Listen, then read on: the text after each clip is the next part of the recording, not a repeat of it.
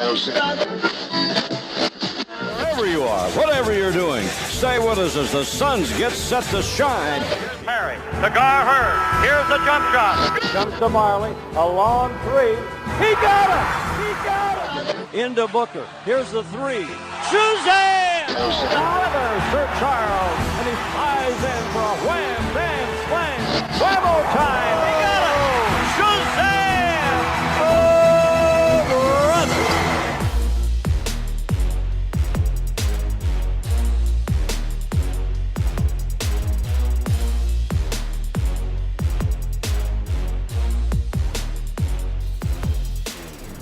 Welcome to the 7 Seconds or Less podcast. This is a show about the NBA with the Phoenix Suns focus. My name is Max McCauley. I am one of your hosts, your other host.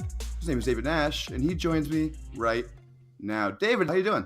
I'm doing pretty well, Max. Interesting night here in Australia with some Suns news, which I'm sure we'll get into. But yeah, I'm excited to jump in and excited to have our next guest on the pod. We've been kind of punching above our weight with guests lately. We started off with Kellen Olson, who I described as the unofficial president of Suns Twitter. And now we're bringing in someone who might be the official president of Draft Twitter. He writes for The Stepien. You've probably heard him on one of the 45 billion podcasts he was on leading up to the draft. His name's Cole Zwicker. Cole, how you doing? Doing well, man. That was a hell of an introduction. I hope I can live up to the grandeur of Kellen Olson, who I've had on my podcast as well. So happy to be with you guys. Yeah, Kellen's the best, isn't he? Yeah, Kellen's awesome. So today we're going to talk about, I guess the way we put it is the present and future of the Phoenix Suns. We're going to kind of start with looking at what the league looks like right now, whether the Suns have any chance of contention by kind of going through, the contenders, the playoff teams, the fringe playoff teams. Then we're going to go into sort of what those lesser teams' futures look like, kind of the young cores that the teams like the Suns and, other young teams like Atlanta have. But before we get into that, we have some news we got to discuss. The Suns made a trade today. David, let's start with you. I'm going to get to Cole on the fit with some of the players, but do you just want to go over the transaction and sort of what your opinion was on it? Yeah, it was interesting. There was obviously the Dudley trade first, and that kind of shocked everyone a little bit. I'm not sure too many of us thought that Dudley might be moved after coming back to Phoenix for the second time. Everyone kind of reacted to that very quickly, but you and I were having some private discussions where we kind of noted that we should probably just sit back and see what happens as a secondary move after the Dudley move, because in isolation it kind of looked like a cost-saving measure. So all the normal Sava cheap jokes were rolling through on Twitter, and then very quickly we saw the Suns make the trade for Holmes. And initially, whenever I see a trade and the package isn't in the initial tweet, there's a bit of anxiety about what might be going out the other way. But yeah, a bit surprised the Suns kind of pulled this one up just for cash, and Holmes is now a Phoenix Suns for next year. Yeah, just for $1 flat million. Not bad. Cole, I don't know if you have much time to think about this. This just happened, and also it's not exactly the biggest thing that's ever happened in the NBA, but what do you think about Richaun Holmes' fit on the Phoenix Suns? I think most of the Suns shooters kind of expecting this to displace Tyson Chandler, but how do you see him fitting with Ayton and Chris and Bender and all those guys? I think it kind of speaks to a stylistic avenue that the Suns are taking with their bigs as far as being ultra athletic rim runner types who can get up and down, change ends of the floor. Richaun is mostly like a dive guy right now. He can conceptually pick and pop from three, but his numbers shooting threes at the NBA level haven't really been there. He's not like a high level defensive player, but what he is an ultra athlete who can really finish around the rim on lob catches. So for me, assessing the trade, that immediately stuck out as far as the Suns seem to be pursuing this specific kind of center, this ultra athletic guy who can really, again, change ends. They want to play in transition, kind of increase the tempo. So I think that's kind of what Holmes accomplishes here. So let me ask you one follow-up. I haven't watched a ton of Richaun Holmes, but I've seen some, and I've looked up his numbers and such. And to me, it kind of seems like he might be like a version of Marquise Chris who isn't like kind of a moron on the basketball court, if that makes any sense. Do you think that's sort of accurate? Yeah, I think that's definitely fair in several respects. Like, I think Holmes is just a little bit more bankable, which is what you're getting at with the mental consistency. I mean, it's not like Holmes is high level as far as his defensive acumen staying focused all the time. He can definitely float, but he just seems like a little bit clearer to value in that center role. You're going to get more mental consistency than a guy like Marquise Chris. It's really not that hard to get more mental consistency than David, any thoughts on Richaun Holmes before we move on? No, I think Cole kind of nailed it on the head there, and you did with the follow-up with Chris. I had Chris as my backup center in my depth chart at the moment. That obviously changes with Holmes, and he's a little bit more of a bankable guy there for 14, 16 minutes a night, which is great. I think Cole makes a lot of sense there, that the Suns clearly essentially going to be able to play the same way for the full 48 minutes now, which may not have been the case with either Chris or Chandler in that role as the backup center to Ayton. And I think that's kind of really exciting going into training camp. They don't have to learn too much different for the bench mob. And the last thing I'll touch on with Holmes is it's 1 year non-guaranteed till January 10th. So there's some flexibility there if they need to let go of him, and they'll have his bird rights too. So when they're looking at maybe adding some free agents next summer, if Holmes does well this season, there's every chance that he could come back on a decent long-term deal for the Suns. Yeah, I think that's a real possibility. I think to sum it up, I think we're all pretty positive on this. It's a low risk, low cost, and Holmes can really help this team. So it's good stuff. We're going to go on to Kawhi because this is a general NBA podcast as well as a Suns podcast. But before we get to Kawhi, Cole, real quickly, I know you watched an absolute ton of Summer League. You were there, I think, the entire time, right? I was there for a week. I got the hell out of there finally, like Thursday morning, right? A pretty good timed exit there, I guess, because everybody started shutting down the premier players at that point. So you probably weren't focusing on Davon Reed, but I'm sure you watched a decent amount of the Suns. The Suns guaranteed Davon Reed's contract today. I think he makes a little over $1 million this season. And just kind of get your take on what you saw from him. I think the general reaction from Suns fans was very positive with this play, but what did you think? I think it was a no-brainer. I mean, Davon Reed, every team needs wings, and I don't care about the depth of the wings. Just give me as many of them as possible. And the Suns need shooting, even if they're just simple 3-and-D guys. That's incredibly valuable on this team. I think they were dead last in three-point percentage or whatever last year or something around those lines. You need as many of these guys as possible. We see McHale's input there. Just give me all of those guys. And I think that Davon showed that ability. I mean, in the games that I saw in Summer League, he's going to make shots. He's going to defend relatively well. I'm not super high on his off-ball defense as far as consistency, but he did actually impress me a little bit more there in Summer League. And that's really all he has to do is kind of switch defensively, carry out the scheme that it seems like the Suns are employing with a bunch of switchable players, and then knock down threes. If you can do that and you're 6'6", 6'7", you have length, you're going to be a productive NBA player. I think he can be a rotation guy. And this decision by them is a no-brainer to me. Yep, totally agree. Particularly, he could be a rotation guy in the Suns because the things they desperately need are defense and shooting, and he provides both those, at least theoretically. Okay, let's move on to Kawhi. We have a rule in this podcast where we have to talk about superstars being traded, and Kawhi certainly qualifies. Cole, I think I'm gonna ask you two questions on this, and one's gonna be San Antonio based, one's gonna be Toronto based. Let's start with San Antonio because I actually think the trade's a little more interesting from their perspective. I'm pretty low on it. I'm of the opinion they should have, tried to rebuild with this. I get the whole Pop's old, they want to compete now kind of stuff. But the problem with DeMar DeRozan is, he's sort of a value regular season player. He can volume score fairly, I guess, semi-efficiently, and that's nice. You need that kind of thing. But his playoffs have just, every single one of them have been absolutely abysmal. And my take on that has been more, not that he's choking in the playoffs, but more that he's just not well equipped for the playoffs. And I know you're someone who values winning above all else, contribution to winning basketball. So what are your thoughts? Do you kind of agree that the Spurs maybe didn't make the best move here? I echo pretty much your sentiments entirely. I was not really a fan of it through that lens of winning, and I would have gone a different route as far as acquiring more young talent that have the chance to be legitimate stars. Of course, that's easier said than done. In superstar deals, you almost never get fair value. In fact, you basically never get fair value.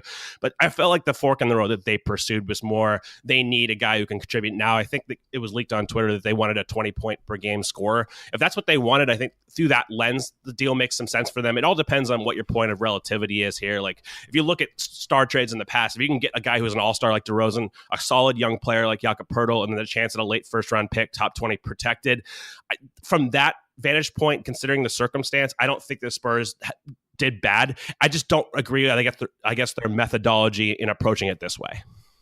Yeah, I agree with you. I heard they turned down an offer from Philly that was, I think it was Covington, Saric, and that 21 Miami pick, which I just think is a insanely better offer. So it shocked me. Me too. David, I know that you wanted to defend the Spurs on this. Do you have a defense for them? Well, I think Cole sums it up pretty well. I mean, I just want to defend the Spurs from a sense of, we shouldn't discount the Spurs. I'm kind of hardwired that way to never rule them out. And I think Cole makes a good point that as much as we can argue for the rumored deals that were out there and what we would have preferred to do, I think the Spurs have clearly got different priorities to what, maybe some of the rest of NBA Twitter had with this deal. And I think they got themselves the best deal that they could for how they want to proceed going forward. And as Cole said, DeMar DeRozan's an all-star. He's an all-NBA player too, I believe. And, those guys aren't easy to grab. And particularly when you're dealing a guy like Kawhi, even though he's a top player in the league, there was some variables here. His health is one concern. And,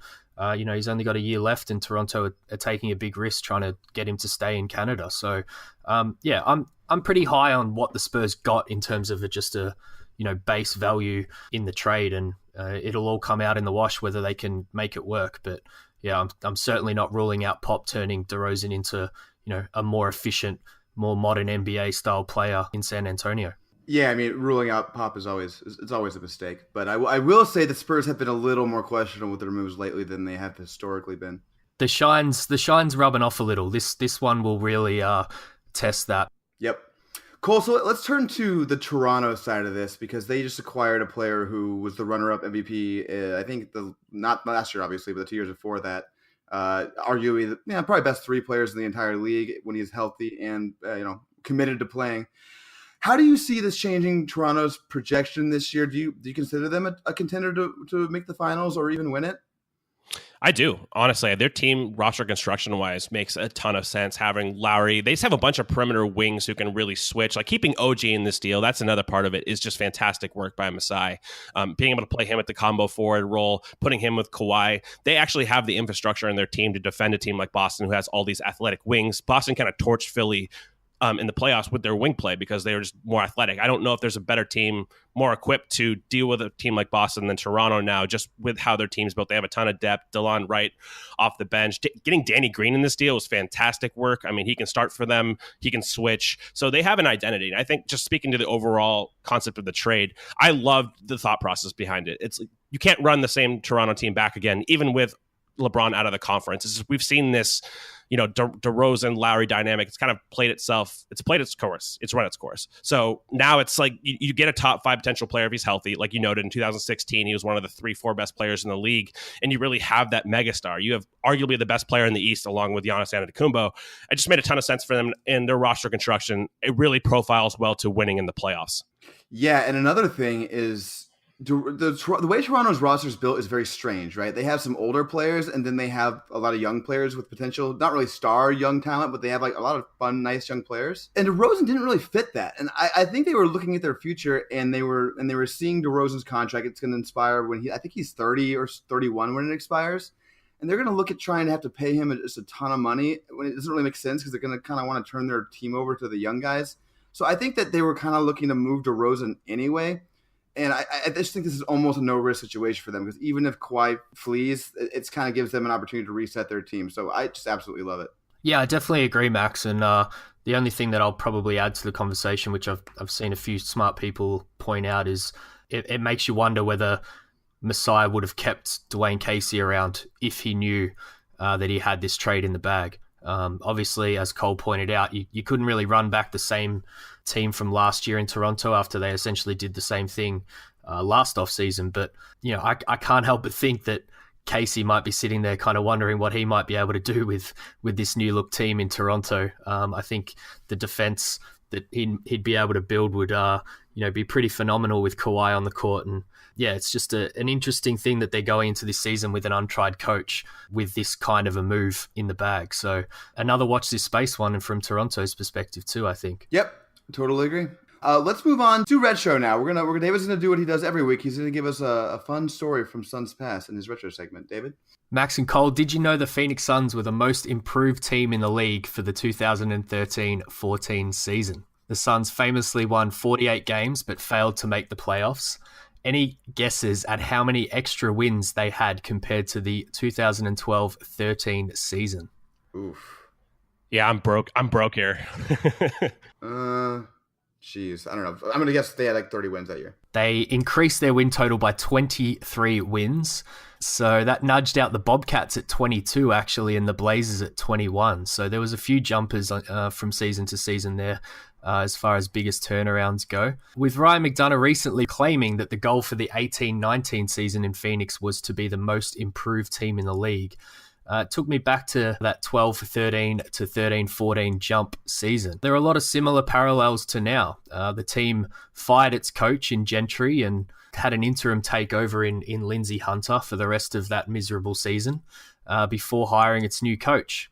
In this case, it was none other than Jeff Hornacek. Jeff, of course, had a history with the Suns, just as Igor does now, and he was an assistant prior to getting the top job as well, of course, also with the Utah Jazz. Funnily enough, Igor has his own links to both the 12-13 season and the 13-14 season too. He was an assistant in 12-13 and infamously is said to be the one who drew up plays after Gentry was let go because Hunter was incapable of doing so.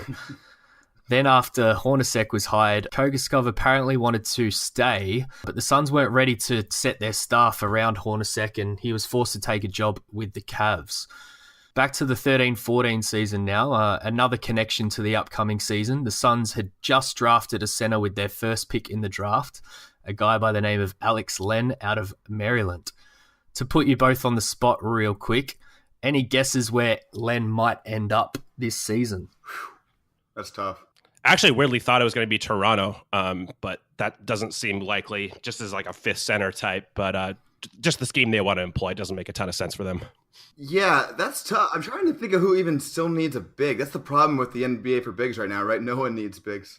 Yeah, he's a little outdated. Maybe Sacramento will pick him up. Sacramento likes picking up bigs. Oh, God. They seem to be the place for throwing money around at the moment for sure. But Len hardly played in his rookie year for the Suns. But on the back of Dragic, Bledsoe, Gerald Green, the Morai and Tucker, Phoenix actually managed 48 wins for the season. Now, I'm sure the listeners are hoping for a similar turnaround season in 2018, but hopefully this one has a little bit more sustainability to it. The Suns went on to win 39, then 23, then 24, and most recently 21 games in the following 4 seasons.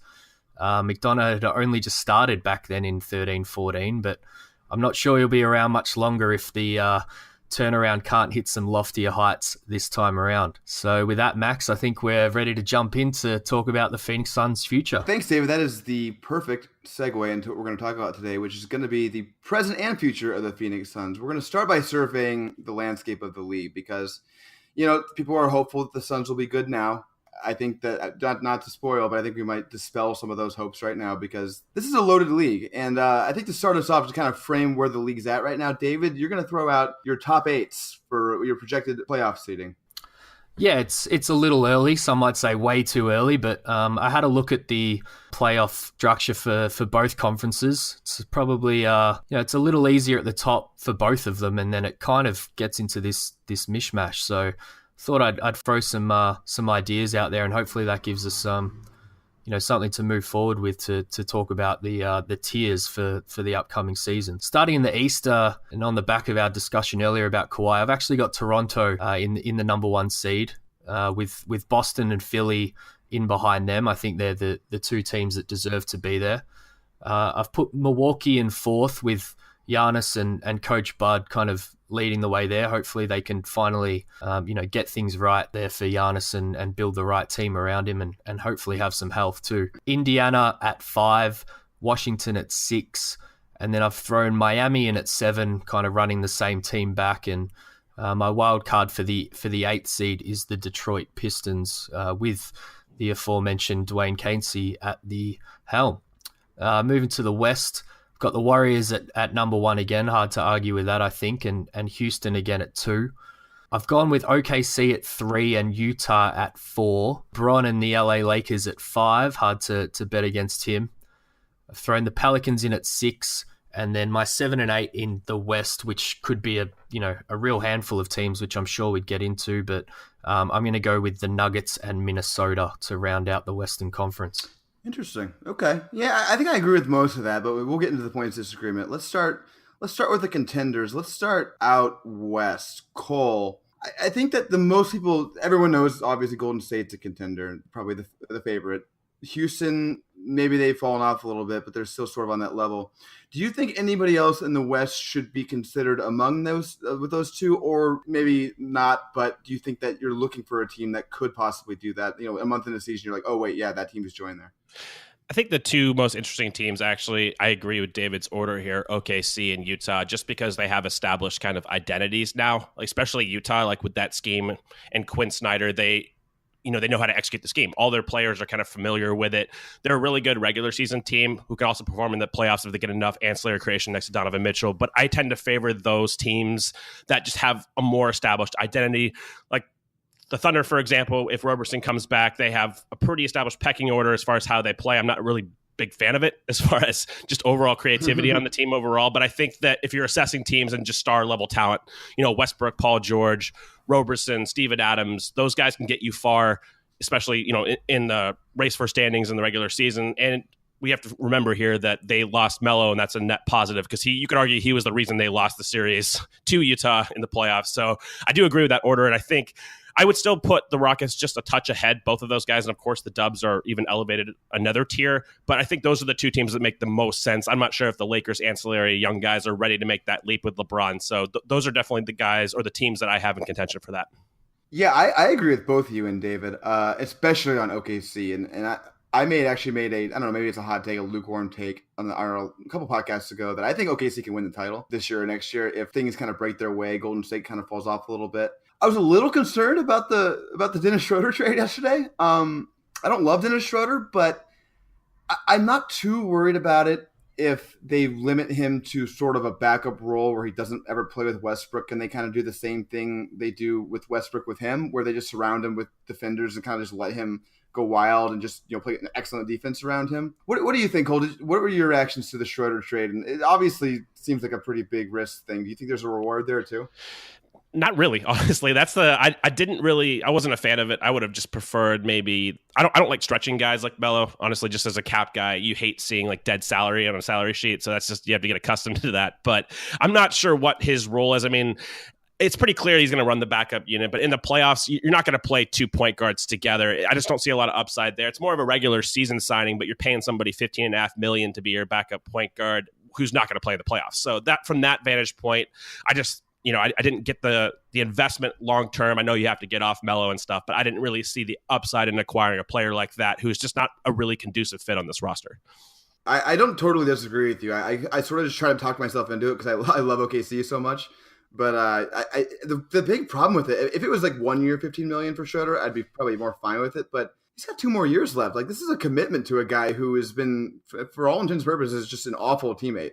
And just kind of a hard guy to play with, a hard guy to play around, both on the court and off the court. So I don't totally get it. David, any thoughts on that? Yeah, I think you both kind of hit the main takeaways there. There's obviously a link there to OKC, maybe trying to get back to the, Reggie Jackson, Russell Westbrook, tandem that they had going there with the Thunder and upgrade their overall talent base. But I think, as Cole said, it's going to be interesting to see what it means when it comes to the pointy end of the season in the playoffs. But I guess the only difference there is, Schroeder has a little bit more long-term commitment and Jackson became a little bit of a malcontent because he was looking to get paid. And I thought it was interesting that the Thunder, it sounds like they got to meet with Schroeder before making the trade. He's probably going to say anything he can to get out of Atlanta and what they're kind of doing. But, I think it's interesting. They obviously thought that it was worth taking the risk. Yeah, it'll be interesting to see how it plays out. And I think ever since you've kind of mentioned OKC as a legit contender, I've tried to take a little bit more notice to that, and I think there's definitely a point to be had there. And Houston have maybe even fallen back a little bit from last year, so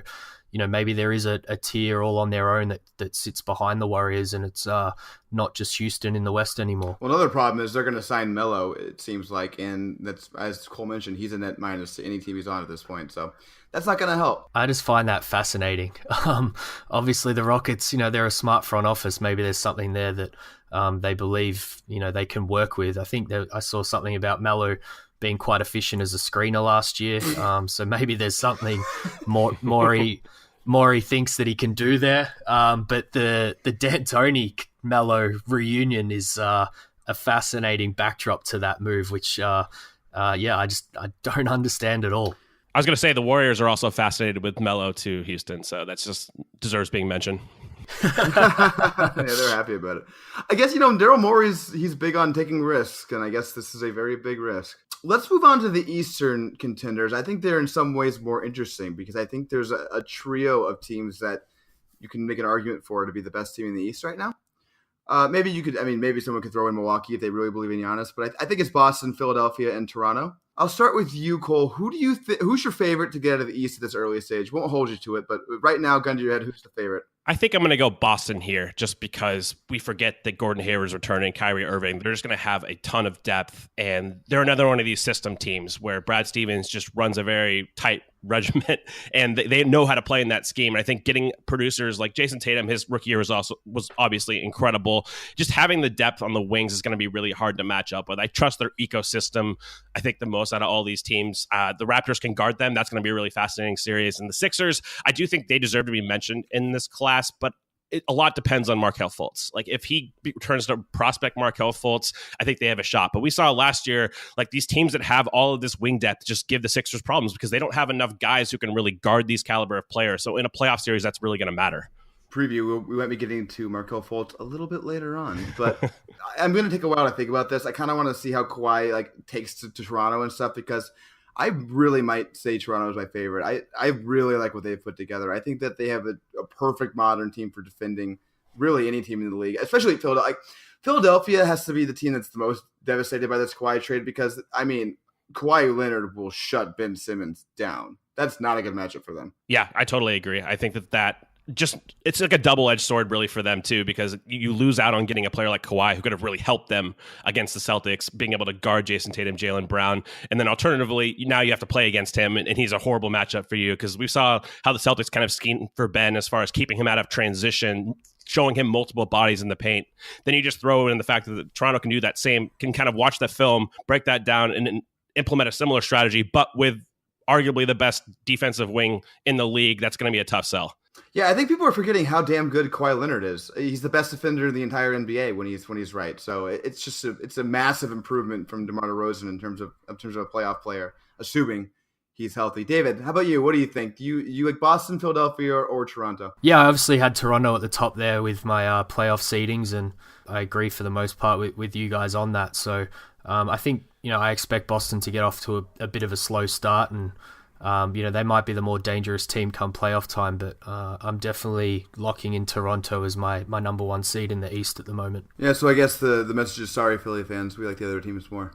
Let's move to the solid West playoff teams. I think this is maybe one of the more interesting discussions on the board here. So everyone sort of assumes OKC, Utah, the Lakers will make the playoffs. Anybody want to make an argument the Lakers won't make the playoffs? I am not betting against LeBron. That's rule number one in my basketball philosophy is I never pick against LeBron unless I absolutely have to. They're trying as hard as they possibly can to make us with this Michael Beasley signing to go on top of the McGee and the Stevenson and the Rondo. But yeah, I'm not going to either.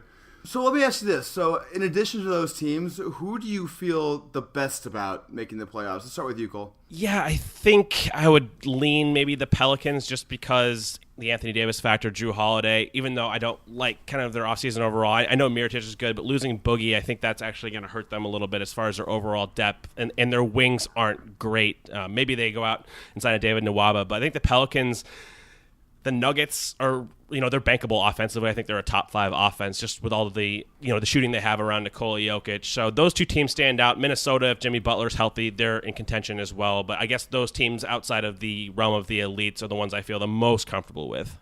How about you, David? Well, I was going to throw it to you quickly. I think you're pretty high on the Pelicans. They're definitely the next one in my crop. But what do you think about what's your argument for them this season? So I echo what Cole said about Anthony Davis, but I'm actually a little higher on their offseason. I just love the Randall signing. I think that Anthony Davis, Nikola Mirotic, and Randall are just an excellent big trio. Mirotic and Randall kind of do opposite things, but I think they both kind of weirdly fit with Anthony Davis in different ways, and I think it's going to be really hard for a team to match up with all three of those guys at once. What do you think about that, Cole? I think there's validity to that. I mean, I do like their 4-5 pairings. I don't know how much. You can have Julius guard fives to take some of that beating off Davis. Just historically, Davis doesn't like playing the 5 full-time because of the wear and tear in the regular season. So I get that, and I love Drew Holiday. I've always been a Drew Holiday stan. I just kind of like the 3 spot is kind of up in the air. Getting Alfred Payton, I'm not super high on him if they start him. He's like a worse version of Rondo. Frankly, Rondo has that outlier kind of intelligence, but as far as a non-shooter around Davis and Mirotic and Randall and Holiday, I don't know. I think that their off-season is fine. They just haven't done really anything to blow me away as far as contributing to need areas. We, of course, heard some maybe sign and trade possibilities with Boogie and Otto Porter. Who knows if that was even real, but I think they do need more on the wing. But yeah, for me, it just comes down to the fact that they have 2 incredibly good players, one, elite player in Anthony Davis, Drew Holiday, and then they have enough infrastructure, I think, to support them. Yeah, considering how much money Boogie ended up getting, it's hard for me to imagine the sign-in trade with the Otto Porter was real. Let's move to the East. So the East is maybe slightly less interesting, but still interesting. Indiana and Milwaukee, I think, are teams that most people expect to make the playoffs. Let's ask this instead. If a team gets the 4 seed that isn't one of the 3 contenders or Indiana and Milwaukee, who's it going to be? Cole, what do you think? I think Miami, honestly, just because they have a top 5 coach in Eric Spoelstra. They have, again, that cohesion on their roster. They know how to play together, especially in the regular season. They play really hard. They just have a lot of qualities that I think are going to put them at very good but not elite. Their ceiling is capped, but I think getting the 4 spot, it wouldn't surprise me at all. I think the Wizards are really talented, but they're a little bit more up and down. And then the rest of the East, to me, is kind of like hit or miss. Yeah, I'll say as a Suns fan, it's nice to not have to root against Miami anymore because we traded that pick away. They're not fun to root against, to be honest with you. David, what do you think? Yeah, I'll echo that sentiment there. I'm kind of over wanting Miami to do badly because they historically don't. I think they're definitely one of the teams to watch there, just kind of running it back and, that consistency from season on season. I'll throw the Wizards out there. I think they, overall talent-wise on their roster, I think they've kind of got the talent. It's just whether they can work it all out. Not a lot's changed. They obviously ship Gortat out, bring Dwight Howard in, which probably isn't going to help the working it out stakes. But if they can get something to click and everything kind of fires from early on, I think they're definitely talent-wise the type of team that might be able to go on a bit of a run and get home court by the end of the season. Yeah, I agree with both of you guys' teams, so I'm not going to add my own. Let's just move on to the West Fringe playoff teams, which I think we sort of see as like the Clippers, Memphis, Portland, San Antonio, maybe Dallas. Cole, out of those teams, who do you think has the most potential for just complete disaster? I think probably Memphis, just because they're so top-heavy with their players. It's all predicated on Mike Conley and Marc Gasol. I think they have the highest variance, I guess you could say. If they're healthy, and considering the way Jaren Jackson played in Summer League, acquiring Kyle Anderson, I think that they can be a playoff team. I think they can be the 7th or 8th seed. But if Mike Conley's injured, if Marc Gasol's injured, but Conley especially, just because they don't really have another initiator kind on their roster, I think things could really fall apart for them. David, what do you think? Yeah, I'd just back up what Cole just said. I think Memphis are really intriguing for me. I think they've kind of got the biggest gap between best case scenario and worst case. I think last season we saw, essentially what worst case scenario looks like with, Conley being out, Parsons not being able to really stay on the floor, and Gasol, not looking like he's having fun out there on the court. But, if it all clicks and particularly with it, some of the off-season moves that they've made around the fringes, which team depth and things is what's hurt them in the past, and they've definitely made a few moves that kind of strengthened them a little there. So, all going right, I could see Memphis, really pushing for a playoff spot and, really pushing maybe even up to, around that Lakers 5th, 6th seed at the moment. But it's a hard one to gauge because there's just such wide variance there, I think. Yeah, I'll add, I'm pretty worried about Portland for some reason. There seems to be some bad juju with that team. I didn't really like their offseason. I didn't get their pick. I didn't get their free agent signings. Lillard seems, at least a little bit unhappy. I don't think the Lillard, CJ McCollum thing's, built to last. So I wouldn't be surprised if they have a really bad season and end up trading probably McCollum or something like that at the deadline. Let's move to the East. These teams are really boring, so let's just get your quick thoughts on them. Any thoughts on whether can Charlotte, Chicago, or Detroit do anything interesting this year, Cole? Sure. I'm not sure what team I would bet on to do so. I mean, Detroit, at least they have the top level talent in their front court. They just don't really have the surrounding talent. But Blake Griffin's still a great player. I think he gets knocked too much, and he's outstanding overall. Charlotte, I mean, Kemba Walker, they're kind of driven by him. I mean, Tony Parker, we don't know what he's going to give them as far as competing, contributing to winning and all of that. You can see it working itself out a little bit. Maybe their chemistry is a little bit better this year, getting Dwight out of the building and getting Hall of Famer Timothy Mozgov on the roster. But a lot of these teams, like the Bulls, don't make any damn sense to me, frankly. I mean, as a roster construction, like I don't get having Levine and Parker on the wings. I get it offensively, but defensively, I just don't know if that's tenable overall, especially, you know, with Lauri Markkanen, who was a better defender than I expected, but I'm not sure is, you know, above average necessarily. I love Hoiberg as a coach, but the pieces on that team don't really fit. How often is Wendell Carter playing?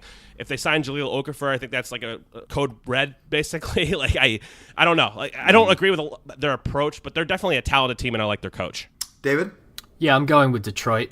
As I'm sure you gather through this, I kind of go with the overall talent base, particularly this far down. If you're going to make a bet on someone, and you know, I'm a big fan of Blake Griffin. I think if he's healthy, he could kind of pull that team into the playoffs in the East. But it is a bit of a mishmash. You know, there's a whole bunch of teams there that could get on a run and make one of those last spots. But yeah, if you had to gun to my head right now, I would definitely go with the Pistons to sneak into the 8th spot. Yeah, I think Charlotte and Detroit are the two most boring teams in the entire league. And then Chicago's interesting, but they're not any good. They'll be fun to watch, though. I mean, I don't know what the hell they're going to be doing, so they're going to be a nightly tune-in. But, like, none of these three teams are going to be any good, so we're just going to move on. Phoenix, Sacramento, Atlanta, Brooklyn, New York, Orlando, and I guess I'll throw in Dallas. Which one of those teams has the best chance to make the playoffs? We'll start with David this time. Mix it up. Sure. I mean, I automatically go to the East as kind of what we were talking about. It's a little more open there. You know, I really like a team like Dallas in terms of, you know, taking a gamble to pick a team that might exceed expectations. But, you know, they could even do that, and we're going to get into this with kind of how Phoenix's season might play out. But, you know, they could even have an amazing season, kind of like what we touched on in the Did You Know segment, and have 45 wins and not make the playoffs. So I'm definitely going to go East just because of the openness. Not a team that you mentioned, but I would throw out that, you know, if Cleveland hold on to Kevin Love and he has a really good season and all things go well there, maybe they could sneak into a playoff spot. But of the teams that you mentioned, I suppose Orlando, yeah, there's not a lot there, which is why we're talking about them being kind of unlikely to make the playoffs, I suppose. Yeah, I forgot about Cleveland, and I don't think I'm going to be the only person to forget about Cleveland over the next few years. Cole, how about you? What do you think? I like answering questions ahead of David because I'm basically just going to echo everything he said. I totally agree. Dallas is my favorite team of that lot just because I do think that Luka's going to be an immediate contributor. I like Rick Carlisle. I like his scheme. Getting DeAndre Jordan, that makes conceptual sense for me on that roster as far as heavy pick and roll, having a dive guy to the rim. But it's the West. Like, they're not going to make the playoffs because it's the West. And all the East teams you reference, I'm not a fan of any of them. Like, it's just kind of like throw a name in a hat and pick out a team. Like, they could make the playoffs. I don't know. Like, I think I would actually side with David, again, echoing that Cleveland sentiment, just because if they have Kevin Love, and I know that wasn't part of the initial list, I could see them, you know, squeezing into the 8th spot just because they have at least some veteran leadership. We'll see what happens with Kyle Korver. Some rumors with him going potentially to the Sixers, but he's an important piece for them. But none of these teams really intrigue me. Yeah, you guys are cheaters, honestly. I excluded Cleveland for a reason. Yeah, I mean, I guess Cleveland's the answer if you're including them. I mean, God, maybe Atlanta if Trey's somehow really good right away, but probably not. I mean, I'm here for it. I'm very much here for that. That'd be fun, right? That'd be fun. Okay, so I think the point of this exercise was to say that the Phoenix Suns have almost 0% chance of making the playoffs this year and maybe even next year. So I think if you're a Suns fan, you're hoping they're going to be good in the future. You're hoping that in the next, you know, maybe 3 years to 5 years from now, they're going to be one of the teams who's, you know, either a contender or a solid playoff team. And the way we're going to try to figure out whether that'll be true or not is by looking at kind of their competition among these bad teams or fringy teams. Looking at the cores, the young cores, and also, not just the young cores, but also like the coaching, the franchise location, just sort of doing our best guess at guessing who are going to be the best teams that are not among the best teams now in 5 years. So I guess to start off, let's go to Cole. Cole, Out of all those teams, who are you most confident in being the best team in 4 or 5 years? Okay, so I'm going to gear this very specifically. I have a tier of 3 teams that I like as far as Phoenix, Dallas, and New York, having a combination of established players like a Devin Booker, Porzingis, and also high-profile pedigree guys who I have a lot of faith in as prospects. It's hard to evaluate a guy like Luka Doncic, for example, because he hasn't played an NBA game yet. But I think Dallas overall, I'm the highest on just because they, out of all these teams, they have the initiator equity there. They have Luka, they have Dennis Smith, who I'm high on. They have the playmaking that you can build off of. And Rick Carlisle, of course, is like a top 5, top 6 coach. I believe in this scheme. I think they know what they're doing as far as that goes. So I think I have the most confidence in Dallas long term, but they're also at the same time kind of almost the least proven of that group just because there are 2 prospects, they're 2 premier guys, or more prospects than actually proven commodities at the NBA level. Real quick, Cole. Rank Devin Booker, DeAndre Ayton, Dennis Smith Jr., and Luka Doncic in terms of who you want going forward. Oh, God, you're just going to do this to me right now? I'm doing this to you right now. That's what this podcast is. We put people on the spot. Oh, boy. Luka Doncic is definitely 1 for me. I would say it's hard for me to sell Dennis Smith over Devin Booker just based on the sample. So I'm going to, like close hair tie them, and we'll see if like Devin can make that jump to being more of an initiator type. I think that might be a little bit more of a sell. So I'm going to say Devin Booker 2, Dennis Smith 3, DeAndre Ayton 4 right now, and that's not an indictment of Ayton. That's just me being higher than other players in the group. Yeah, fair enough. I put you on the spot. David, do the same thing, and then give me your answer for your favorite of these. I'm going to apologize to Cole for his mentions when this pod goes up, just quickly, even though I know he qualified there that it wasn't a complete slight on Ayton. But we are a Suns pod after all, and you may get some criticism there, but I would probably, and I'm showing my bias here a little bit, and we all know that I'm a fan of Luka Doncic, but I'd probably put Devin Booker number 1. I would put Luka Doncic 2 just ahead of Ayton at 3, and I'm not all that high on Dennis Smith. I like him as a player, but it's probably why I'm also not that high on Dallas's young core overall. I really like the fit between him and Doncic, but if I had to rank them, he would probably be the 4th of the lot for me. But interestingly, I just want to kind of throw it back to Cole for a second, and I've probably got Dallas out of these group of teams a little further down than he obviously does, and that's because after Smith and Doncic, there's not a lot there in terms of young core, unless you kind of throw a Harrison Barnes and a few others in there. So is there anyone else that gives you that kind of confidence, Cole, going forward in Dallas' system, or is it really just being tied in, locked into those 2 guys and Carlisle's the coach?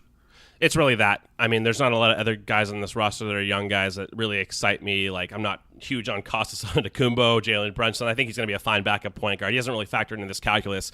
And you bring up a really interesting point about doing an exercise like this where there's not a lot of clear-cut answers, and you can go for a team that has more depth. Like, if you're comparing Phoenix's prospects to Dallas's, like, Phoenix clearly has more. Like, their quantity is better. It's just, do you think the top-level talent is going to meet the top-level talent of Dallas? I think that is historically more important, getting the best players. They typically win out over just the most good players, but we'll kind of see. I think that's an important point you brought up. Yeah, and I think an important reply to that, and it's kind of what I was trying to eke out of you there, I think, is that, at the end of the day, and I think Suns Twitter tends to, go back and forth on this and talking about guys like Jackson and Bender and past draft picks, but if your kind of 1-2 combo can really hit the ceiling that you're expecting from those 2 guys, in this case, obviously Smith and Doncic, and in Phoenix's case, Booker and Ayton, more than likely, the other stuff, it doesn't matter as much, and you kind of are going to start moving those guys around and maybe putting vets or more complementary pieces. So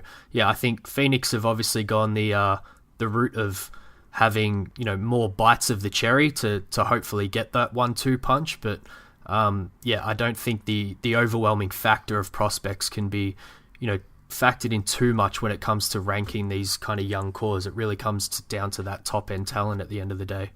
Bites of the cherry, is that an Australian thing? I've got to throw one in every pod, Max. You know this.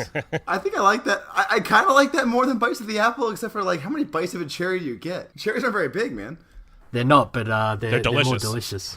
They are delicious. I have to admit that. So it's not fair of me to ask you guys to do this without doing it myself. I agree with David's ranking. I'd go Booker, then Luka, but then a big drop off before I go to Ayton and Smith, who are very close for me. And the reason why I have Booker above Doncic, I think Doncic is a better prospect than Booker. I don't even think that was it's a hard thing to say compared to the pre-draft prospects, but Booker's just shown so much already in the NBA. He's already had a 25-5-5 basically season on decent efficiency on an awful team. Like, it's hard for me to take Luka, who I love probably more than almost anybody but you, Cole.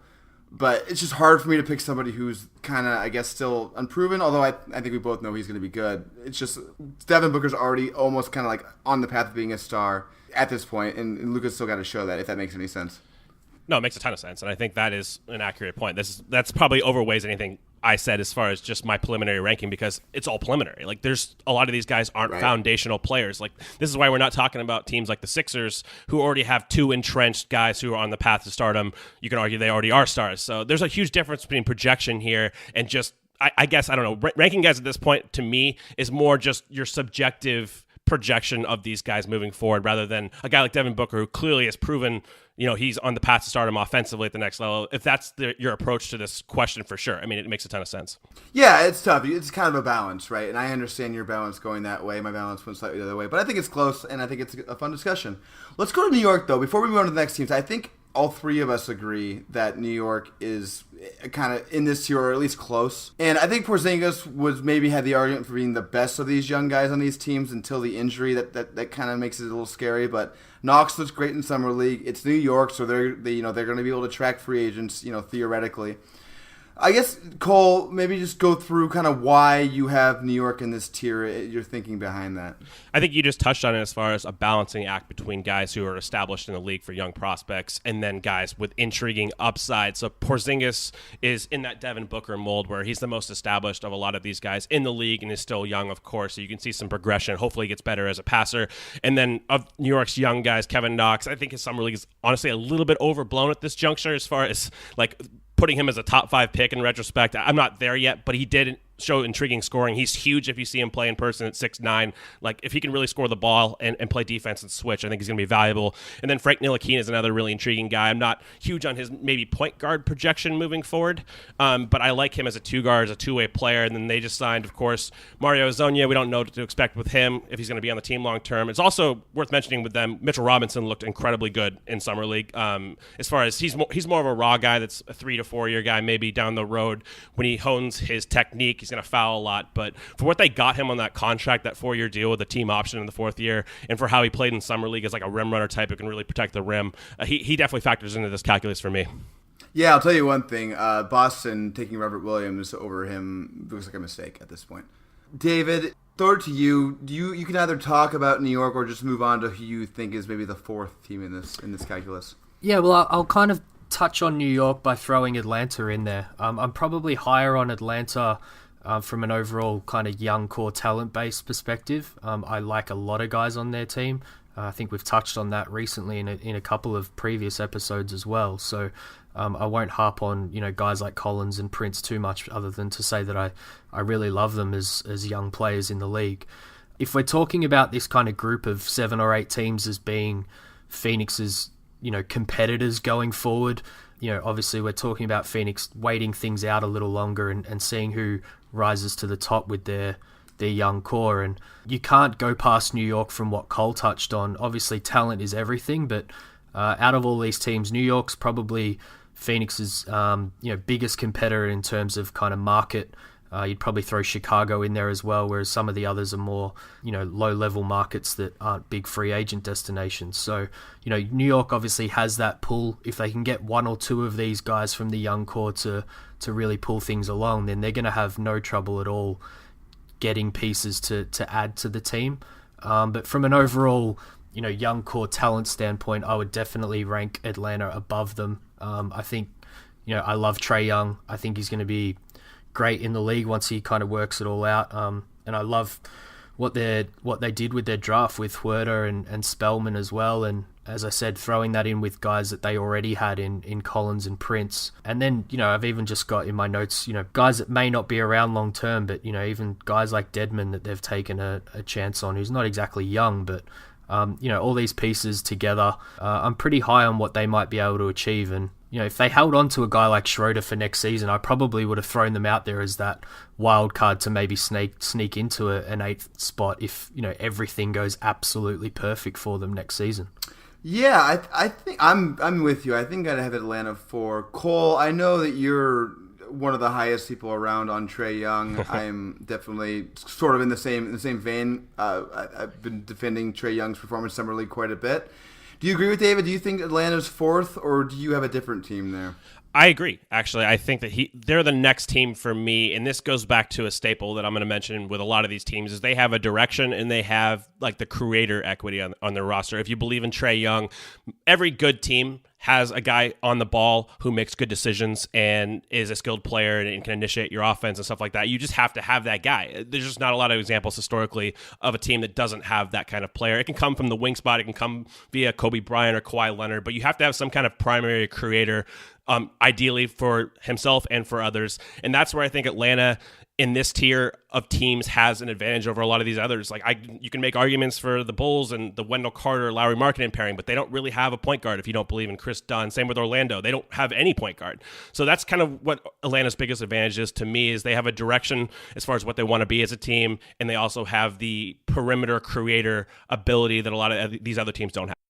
Yeah, and not only do you need that, but you need that guy to be a game breaker, right? You need that guy to be just somebody who just really can't be guarded. And I think Trae Young has that potential, right? Because everyone knows about the shooting. He didn't shoot very well in Summer League, but the dude can shoot from, obviously, 30 feet.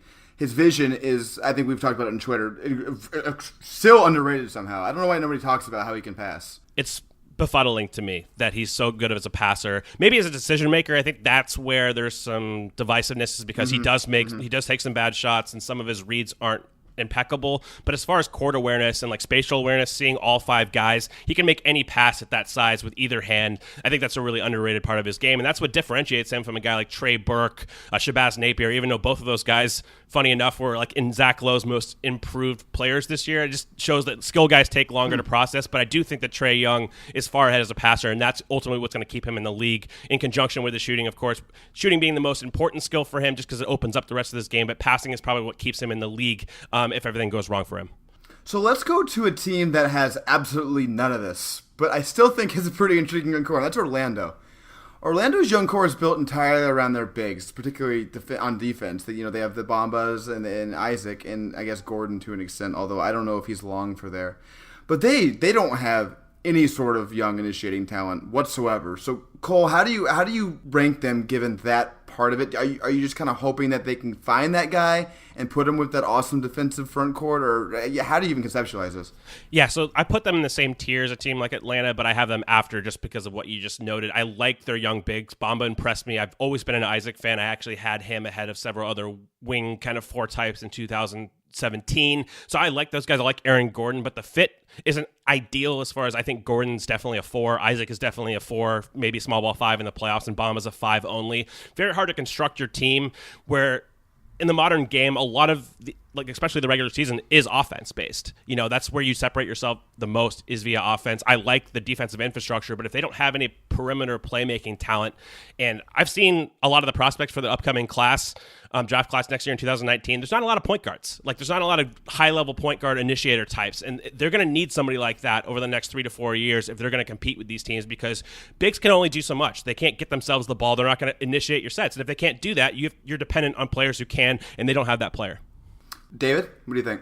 Yeah, I would just use the Hammond link here and kind of take it back to the Bucks with Giannis. And, I think he's, only been in the job a short amount of time at the Magic. And, maybe he's essentially banking on one or Bamba or Isaac, really rising to the top, becoming the Giannis type, not the type of player, but the type of role that he played for the Bucks, in terms of deciding that this is our guy. He makes everything easier for everyone else, and he makes our job constructing the roster easier too. And whether it's Bamba or Isaac, I'm not totally sure. I would probably bank it on it being Bamba more than Isaac, because I'm just a little bit higher on him. So it's kind of a watch this space one, and you've got to give Hammond maybe a little bit more time. They're probably, as Cole touched on, 1 or 2 years behind, say, your Atlanta, New York, Dallas and Phoenix, in terms of trying to work out what their core would be going forward, particularly because they need to find a a playmaker or even a shooter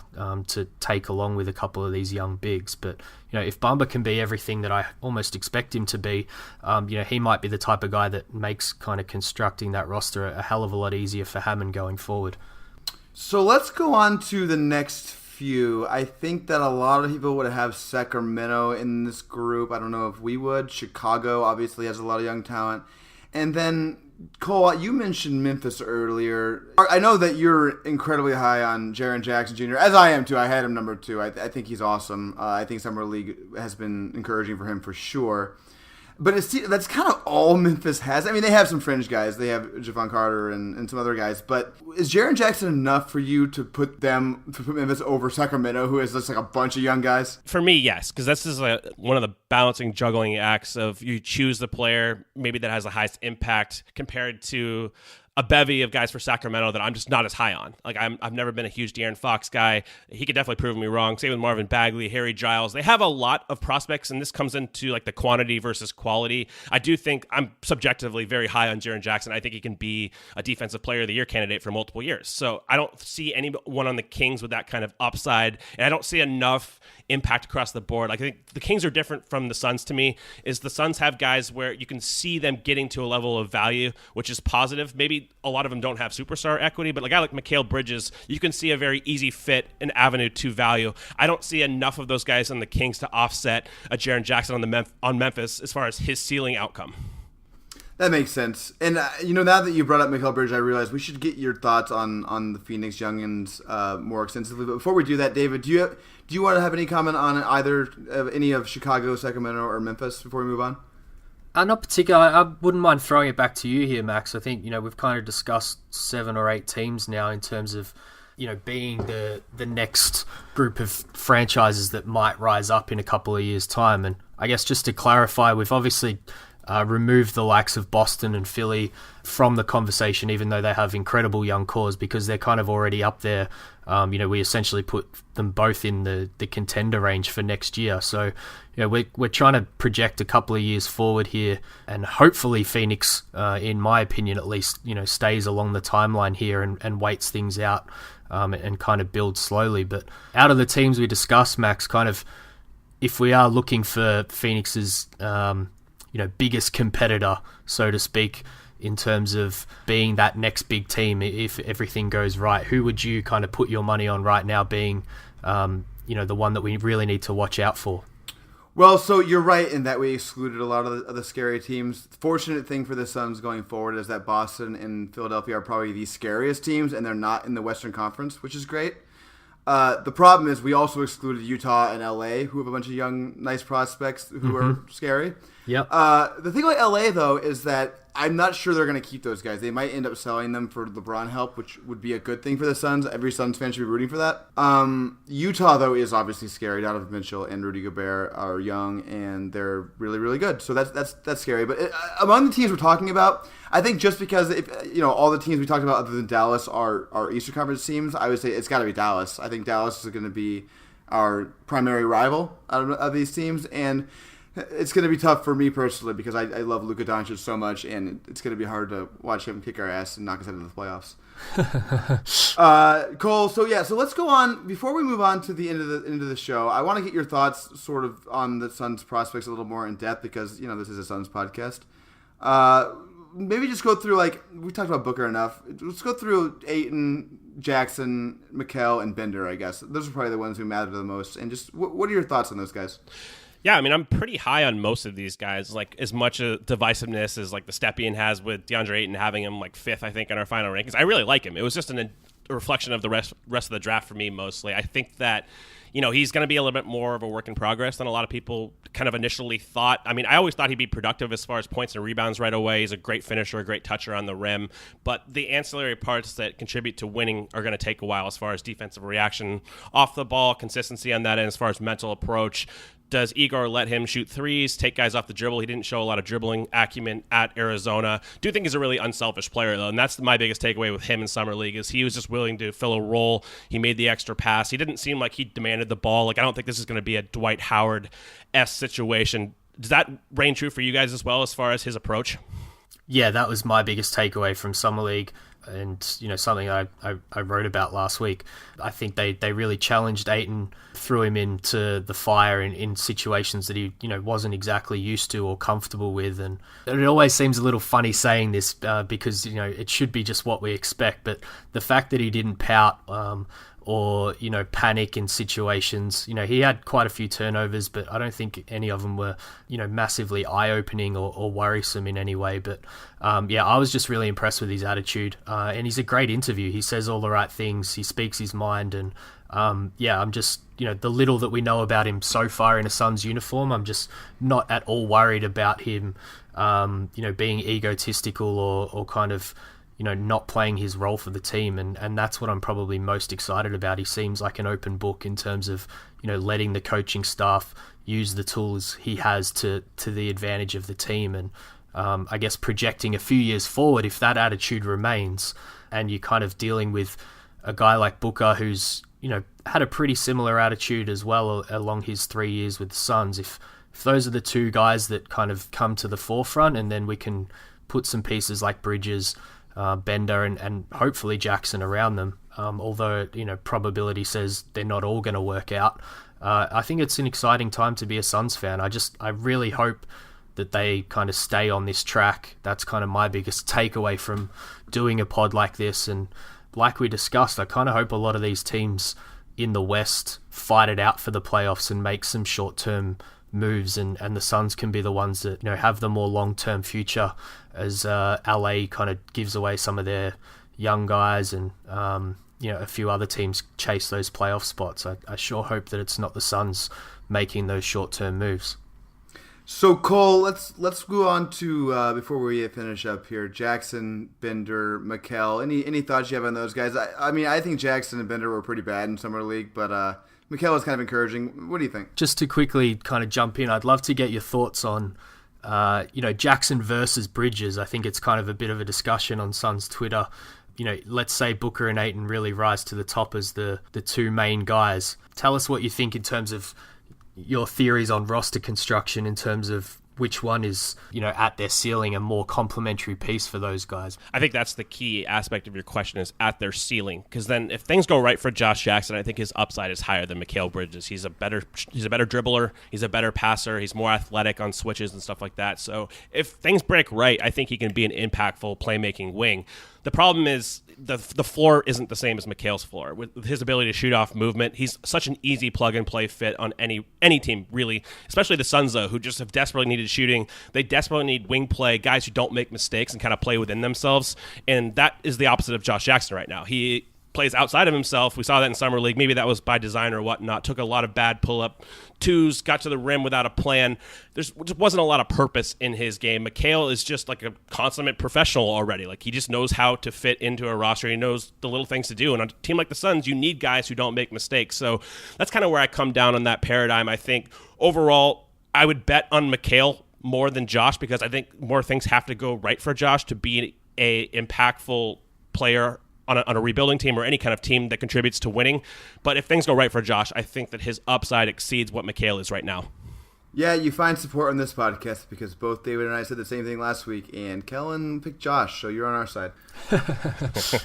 Real quickly, Chris didn't play, but maybe Bender versus Chris. Let's do one of those two. I know you were high on Bender coming into the draft. I assume you're going to go with him. How much do you still believe in Bender, and are you totally out on Chris? I still believe in Bender. You guys have done a really good job hammering this point home, is get this guy with a really good coach for a year and see what Igor can do with Bender and Chris. Just get these guys in an ecosystem where they can really improve and work on their individual skill level. I'm still higher on Bender, even though I think the league caught up to him really quickly as far as kind of being a 4-5 hybrid type. Like, he can't really post up mismatches effectively, and that really hurts him. He's more just a space guy who can attack off the dribble. He's really good as far as passing. Like, when you can play him at the 5, Phoenix did this a couple times last year where they were just running cutting actions off of him, and he can find guys. He's a really excellent passer. It's just defensively, you can't really anchor at the 5 unless it's like a backup unit. So overall, I think both Chris and Bender are more backup 5 iterations right now. You can play Bender at the 4 because he can shoot.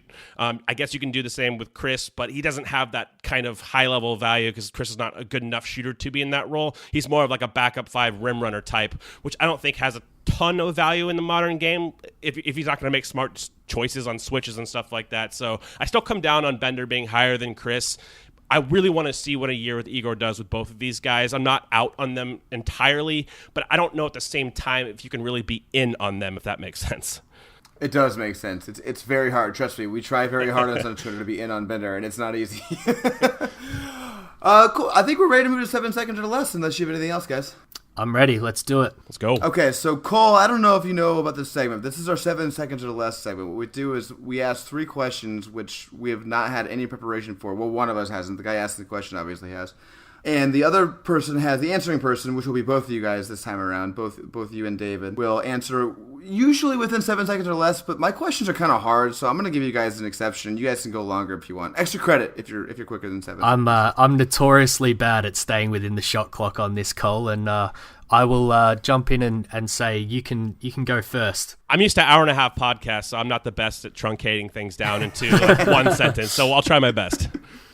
Well, just wait for my first question.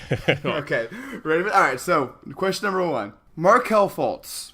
He had a pretty tough rookie year, as everybody knows. She lost his shot. He didn't come back till the very end. He showed some promise when he came back, but he still didn't shoot anything. Given everything we know about him now, I know you were super high on him, Cole. David and I both were too. If you had to give like an average projection, like what if you say you were running the Sixers and your job was to figure out what to project what Markelle Fultz is going to be in 5 years, what is he in like the average scenario? Oh, God. Maybe an average starter, if you don't expect the pull-up to get to the level that it was as a prospect, that kind of made him special. So I would say maybe an average starter at point guard is an average-ish, maybe slightly below, but around that realm that isn't really totally valuable in the modern game, but also isn't like completely damaging to your team. Yeah, I'll go slightly different to Cole on this. I'll say kind of a 6-man candidate, particularly if he stays with Philly with Simmons on the team. I could see him being a really dynamic guy that finishes games with that lineup, but his kind of ultimate ceiling, at least with Philly, I think is going to be as a 6-man. Yeah, I think I'm closer to David on this one. I'm just the extent that his shot was broken. It's hard to imagine that he's going to like fully recover from that. I will say I think they're very confident. I don't expect them to really say anything less, but not only with their words, but kind of their actions in free agency and the draft. I think that kind of speaks to the fact that they think they can still turn him around. But the deal overall for Philly at this stage is kind of looking terrible and another Ainge heist. Kind of looking terrible. Just kill me now, guys. This is so brutal. But at least Fultz he's working with Drew Hanlon. Like that guy. I saw him do magic with D'Anthony Melton's shot. Maybe there's a chance that he gets it back to a level that he's a decent starter. Why the hell doesn't an NBA team just pay that guy $10 million a year or something? I don't get it. I was thinking about that last night, yeah. I was thinking that with Mo Bamba. I just think take him off the market, use his skills to the advantage of just your franchise. But yeah, I guess it all comes down to what these guys are prepared to pay him to do these mini camps with him. Maybe it's more commercially viable for him to be a free agent. The Lakers are giving Rondo $9 million. Why don't you just give $9 million a hand to come teach Lonzo how to shoot? I just don't get it. Anyway. All right, question number 2. We've been talking a lot about the future in this podcast. The next 2 questions are going to be future-based. Cole, in the 2020s, so not this next season, but the season after that through the 2028-29 season, which team is going to win the most titles? Oh, boy. I'm going to go Philadelphia. Honestly, I think that I believe in their core a little bit more than Boston as far as at the highest levels of play. I'm going to ride them because I believe in Brett Brown as a coach, so they're my bet. Yeah, pretty hard to argue with that. I'm going to put my Suns hat on quickly and hope that it's Phoenix. I'll take one title. I'll just take one right now, to be honest. But maybe I'll throw Boston out there. They've probably held on to some assets to work with, and I think this next 12 months will be interesting. We'll kind of really get a gauge of where they're going to go forward as a franchise with what happens with Kyrie and a few of their wings. But it pains me to say, but I'll say the Celtics. I'll take one title from the Suns before I die, much less next decade. My answer is Boston. I think Philly probably has the better young talent right now, but Boston's just so loaded on so many different levels. I mean, they still have 4 first-round picks next year, potentially. They have, obviously they have stars now. They have Tatum, who looks awesome. They have Brown, who looks very, very good. I mean, that team's just, it's almost unfair how many assets Boston has. So I'm going to bet on Ainge turning that treasure chest into a perennial contender over Simmons and Embiid, who I think are probably the better prospects. Okay, let's go on to the final question. This is kind of similar, a little different. In the year 2024, Cole, who will be the best player in the NBA? Oh my God, Luka Doncic. I love that. That's a great answer. I don't know, man. That's so tough. I think you got to take the best young prospect, and this can go so many different ways. But I'll say Luka just to have some. I mean, so some Twitter can definitely come after me definitively on yeah. So Luka. You know he's a white European, right? I am well aware of that by now. Trust me. I'm going to show my bias here, but not how you maybe think. I'm going to say Ben Simmons. I'm going to say in 2024, he will have a jump shot. He will be better than Joel Embiid on his team, and he will be the best player in the NBA. And the rookie conversations with Donovan Mitchell will be long, long ago. Poor Jazz fan. That's a fun answer. I considered Anthony Davis, but I'm going to go with Giannis Antetokounmpo. I love Giannis so much, and I have so much faith in that kid. If that kid realizes his potential on both offense and defense, he could just be honestly the best player who's ever played basketball. He's just such a freak. I think that's three worthy choices, and I'll just add in there that maybe the Australian team can knock off the dream team at an Olympics if my prediction comes true. Hey, maybe Dante Exum too. You got some Australians now. I think, honestly, if I had to bet my life on a player, it would probably be Giannis, frankly. I think that's the best answer, but I'm going to be subjective here. You just love Luka so much. I do. All right, well, thank you very much, Cole. We really appreciate you joining us. Plug anything you want. Go. So if you haven't heard about thestepien.com, you can check that out. I'm sure Suns Twitter was cognizant of the site in a negative fashion, but if you like draft content and just getting familiar with a lot of these guys, we have 2019 content starting up, and I'd be remiss if I didn't mention that we have a donation kind of tab up there. We're going to revamp the site. We have huge goals, so if you want to contribute to that in any way, check out the Stepien. I do the Ode to Odin NBA Draft podcast with Sean Darenthal. That might be on a little bit of a hiatus right now, but look for that coming back maybe around October or so. And I also frequently guest on the Game Theory podcast with Sam Vecini. So that's about it for me. Read the Stepien, everyone. It may make you mad sometimes, but it will help you. It'll expand your mind. Read the Stepien. As far as us, everyone, thanks for listening. Please subscribe, rate, review.